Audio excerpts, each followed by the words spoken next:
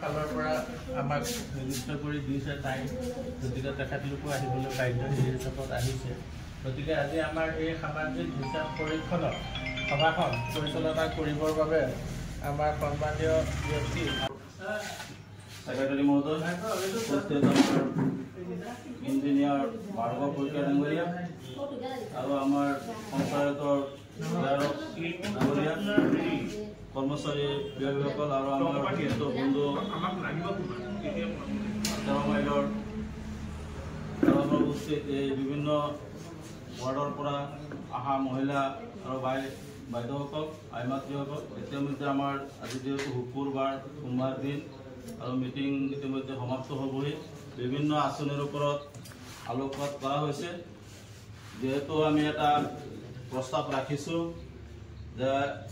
যে আগতে আহিব আকৌ আহিব, অডিটৰসকল 6 মাহ মূৰে মূৰে আহে, বিভিন্ন আঁচনিৰ ওপৰত আলোকপাত হয়, আঁচনিবিলাক কেনেকৈ ৰূপায়ণ হৈছে, ফলৱৰ্তী হৈছে নে নাই। যেহেতু এইকেইদিন আপোনাৰ পঞ্চায়তৰ অধিসূচনা পঞ্চায়ত নিৰ্বাচন থকাৰ কাৰণে বহুতখিনি কাম আমাৰ হোৱা নাই। যিকেইটা হৈছে তাৰে আপোনালোকৰ আগত থুলমূলকৈ আপোনাৰ আভাস দিছে আৰু আপোনালোকে নিশ্চয় বুজি পাইছে। আৰু বিশেষ যিটো প্ৰব্লেম আছিল যে PMGY ঘৰত যে আপোনাৰ প্ৰধানমন্ত্ৰী আৱাস যোজনা ঘৰৰ ওপৰত এটা বিশেষ এটা কথা আছিল।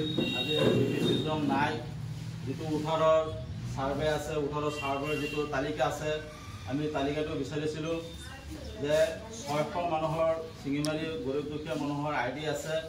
তাৰ ভিতৰত যিটো টাৰ্গেট আহিছে 1ৰ পৰা 6 চিৰিয়েললৈকে মানুহে পাইছে নে নাই, অগা পিছা হৈছে নে নাই, তাৰ বিষয়ে আমি জানিব বিচাৰিছিলোঁ। গতিকে আজি GP ছিজন নাই আৰু আগন্তুক যিটো অডিট হ'ব সেই অডিটত আমি প্ৰস্তাৱ ৰাখিছোঁ আৰু প্ৰস্তাৱটো যাতে পৰ্যবেক্ষণ কৰা অহা বিষয়াই লিখিত ৰাখে যে যিবিলাক মানুহে ঘৰ পোৱা নাই ID থকা সত্ত্বেও তাৰ ৰিজনটো কি, তাৰ কাৰণটো কি। মানুহটো কি ধনী হৈ গ'ল, মানুহটো ঘৰত